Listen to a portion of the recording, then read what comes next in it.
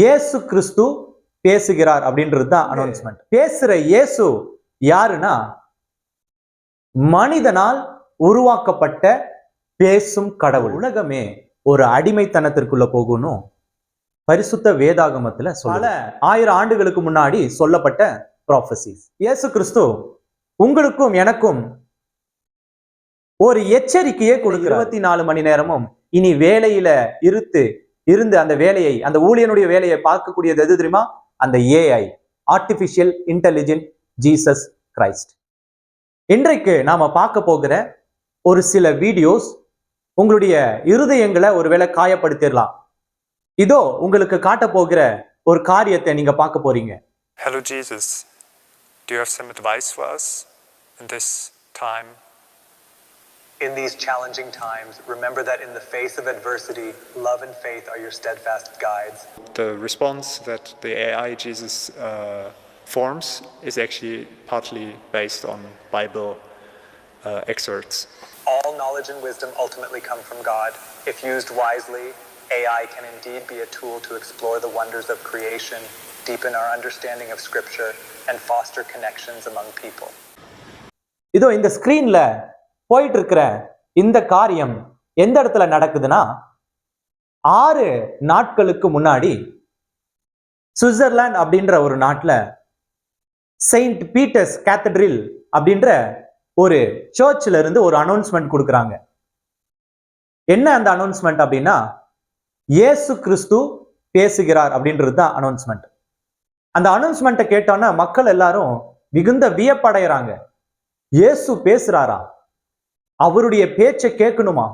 கேட்டா எப்படி இருக்கும் அப்படின்னு எல்லாரும் மிகுந்த ஆர்வம் ஏற்படுத்துறாங்க. இப்போ உடனடியா அந்த இடத்துல அநேக மக்கள் போய் யார் அந்த இயேசு, அவரோட ஒரு முறையாவது பேசிடணும்னு சொல்லி அங்கு போய் பேச துவங்கும் பொழுது அங்கு பேசுற இயேசு யாருன்னா மனிதனால் உருவாக்கப்பட்ட பேசும் கடவுள். அத இங்கிலீஷ்ல டிரான்ஸ்லேட் பண்ணனா ஏஐ ஜீசஸ், அதாவது ஆர்டிபிஷியல் இன்டெலிஜென்ட் ஜீசஸ். மனுஷனுடைய அறிவில உருவாக்கப்பட்டு மனுஷனுடைய ஞானத்தினால வடிவமைக்கப்பட்டு இந்த வேதாகம புத்தகத்தை அந்த ஆர்டிபிஷியல் இன்டெலிஜென்ட் கம்ப்யூட்டர் ஏஐக்குள்ள பதிவேற்றப்பட்டு இப்போ அந்த பதிவேற்றம் பண்ணப்பட்ட உருவத்தை இயேசு கிறிஸ்து என்று சித்தரிச்சு அந்த சபையில, அந்த சர்ச்ல இயேசு உங்களுக்கு உரையாடுகிறார், உங்களுடைய கவலைகளை கேட்கிறார், உங்களுடைய கேள்விக்கு பதில் சொல்லுகிறார் என்று ஒரு மிகப்பெரிய ஒரு செய்தியை எல்லாருக்கும் சொல்றாங்க. இந்த செய்தி கடைசியா ஒரு 6 நாட்களாக உலகம் எங்கும் பிரபலம் அடைஞ்சிட்டு வருது. அதே சமயத்துல வேதாகம வல்லுநர்கள், தீர்க்கதரிசிகள், சுவிசேஷகர்கள், போதகர்கள் இவர்கள் மத்தியில ஒரு கலக்கத்தை ஏற்படுத்தி இருக்கு. என்ன அந்த கலக்கம் தெரியுமா? இதோ வேதாகமத்துல சொல்லப்பட்ட இயேசு கிறிஸ்து சுவிசேஷ புஸ்தகத்தில் சொல்லப்பட்ட காரியம் நிறைவேறப்பட்டு வருகிறது, நிறைவேறி கொண்டு வருகிறது. அப்போ நம்ம கடைசி காலத்துக்குள்ள வந்துட்டோமோ என்ற அந்த அச்சமும் பயமும் தான். மத்தேயுவின் சுவிசேஷ புஸ்தகத்துல புக் ஆஃப் மேத்யூ சாப்டர் 24:15 மத்தேயு எழுதின சுவிசேஷ புஸ்தகத்துல 24ஆம் அதிகாரத்துல 15வது வசனத்துல அவர் ஒரு கோட் பண்றாரு, ஒரு தீர்க்க தரிசனத்தை கோட் பண்றாரு. என்ன அந்த தீர்க்க தரிசனம் தெரியுமா? அவர் சொன்ன தீர்க்க தரிசனம் யாரால் சொல்லப்பட்டது என்பது இங்க தெளிவா சொல்லப்பட்டிருக்கு. தானியேல் அப்படின்ற ஒரு தீர்க்க தரிசியை குறித்து அவர் கோட் பண்ணி ஒரு தீர்க்க தரிசனத்தை சொல்றாரு.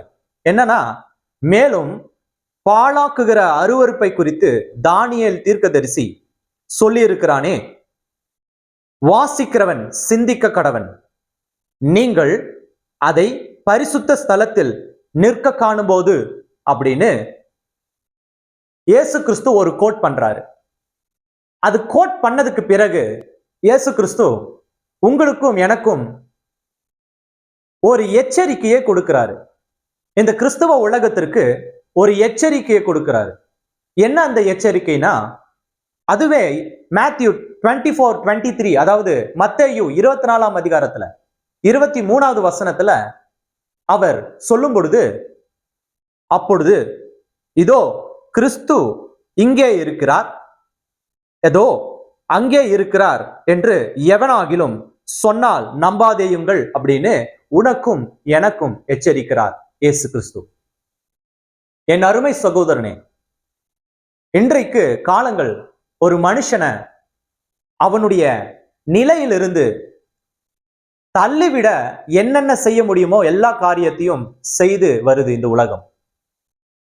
கிறிஸ்துவுக்குள்ள ஐக்கியத்திலும் சுவிசேஷத்திலும் அன்பிலும் ஜெபத்திலும் உபவாசத்திலும் அவர் சொல்லி கடைபிடிக்கக்கூடிய ஞானஸ்நானத்திலும் திருவிருந்திலும் இப்படிப்பட்ட தேவத்துவங்களிலிருந்து மனுஷனை பிரித்து கொண்டு போக வேண்டும் என்பதுதான் பிசாசினுடைய தந்திரம். அந்த நாட்களுக்குள்ள நம்ம கடந்து வந்துட்டோம் என்பது இப்படிப்பட்ட காரியங்களை பார்க்கும் பொழுது நமக்கு தெளிவடைகிறது. இதை பார்த்து கொண்டிருக்கிற அன்பு சகோதரியும் சகோதரனும் நீங்க யோசனை பண்ணி பார்த்துக்கணும். நாம ஆறுதலை தேட எங்கெல்லாம் போறோம்? சபைக்கு போறோம், ஊழியக்காரங்கிட்ட போறோம், தீர்க்கதரிசி கிட்ட போறோம், சுவிசேஷகன் கிட்ட போறோம், ஜெபிக்கிற ஜெப வீரர்கள் கிட்ட போறோம், வர்ஷிப் லீடர்ஸ் கிட்ட போறோம். இப்ப எல்லாவற்றையும் கடந்து இவர்களை எல்லாம் மனுஷன் தவறா பேசுறான், சித்தரிக்கிறான், அவன் நம்புவதில்லை என்று முடிவுக்கு சபைகளும் கிறிஸ்தவர்களும் கிறிஸ்தவ தலைவர்களும் வந்துவிட்டார்களான்னு தெரியல. இப்போ இவர்களை ஜனங்களை நம்ப வைக்க இனி மனுஷன் முடியாது, அதனால நாம் உருவாக்குகிற கடவுள், அதாவது ஏஐ, இனி மனுஷனை ஆளுகை செய்யட்டும்னு ஒப்பு கொடுக்கிற நாட்களுக்குள்ள வந்துட்டோம். ஏஐ வேதாகமத்தை இன்ஸ்டால் பண்ணி அந்த வேதாகமத்துல இருந்த ஞானத்தை எடுத்துக்கிட்டு நீங்க கேட்கிற கேள்விக்கு பதில் சொல்லுது. இப்ப மனுஷனுக்கு தேவை என்ன தெரியுமா? ஆறுதல். மனுஷனுக்கு தேவை அந்த நிமிஷத்துல அவனுக்கு கிடைக்க வேண்டிய டெம்பரவரியான விடுதலை. அது எந்த இடத்துல கொடுத்தா என்ன, எப்படி கொடுத்தா என்ன? ரெண்டாவது காரியம், அது இன்ஸ்டால் பண்றதுக்கு வேண்டிய சூழ்நிலை. ஏன் அப்படின்னா, ஒரு ஊழியக்காரன் அந்த சபையிலிருந்து வெளியில போறான், அந்த சபையில 24 மணி நேரமும் இனி வேலையில இருந்து அந்த வேலையை, அந்த ஊழியனுடைய வேலையை பார்க்கக்கூடியது எது தெரியுமா? அந்த AI, artificial intelligent Jesus Christ. ஏன்னா ஊழியக்காரன் ரொம்ப பிஸி, அதனால அந்த ஊழியக்காரன் இனி சபைகளில இந்த ஏஐ ஜீசஸை பிக்ஸ் பண்ணிட்டா நிறைய சபையில ஊழியக்காரன் தேவைப்படாது. இனிமேல் ஏஐ எல்லாத்தையும் பார்த்துக் கொள்வான். பல 1000 ஆண்டுகளுக்கு முன்னாடி சொல்லப்பட்ட ப்ராஃபசிஸ். ஹாய், இது ஒவ்வொரு கிறிஸ்தவனுக்கும் ஒரு எச்சரிக்கை பதவி. கடவுள் இங்கே இருக்கிறார், அங்கே இருக்கிறான் அப்படின்னு கடைசி நாட்களிலே பலதரப்பட்ட மக்கள் சொல்லுவார்கள் என்று பைபிள்ல எழுதி வச்சிருக்கு. அது கடைசி நாட்களிலே தான் நடக்கும் என்று எழுதி வச்சிருக்கு.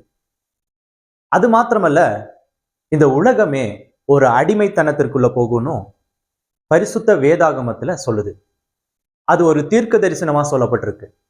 எப்படிப்பட்ட அடிமைத்தனம்னா, உங்களுடைய நெற்றியிலையும் உங்களுடைய வலது கையிலையும் ஒரு சில முத்திரைகள் இருந்தா மாத்திரம்தான் நீங்க வாங்கவும் கொடுக்கவும் முடியும். அப்படிப்பட்ட ஒரு மகா பயங்கரமான ஒரு நாளுக்குள்ள கடந்து போக போறோம். இந்த நாளை ஏற்படுத்தி இந்த உலகத்தை அடிமைப்படுத்துகிறவனுக்கு ஒரு பேர் கொடுக்கப்பட்டிருக்கு பைபிள்ல. அது என்ன தெரியுமா? அந்தி கிறிஸ்து. அவனுடைய ஆட்சிக்குள்ள இந்த உலகமே தள்ளப்படும் அப்படின்னு பைபிள் அதுல ப்ராஃபசிஸ் எழுதப்பட்டிருக்கு.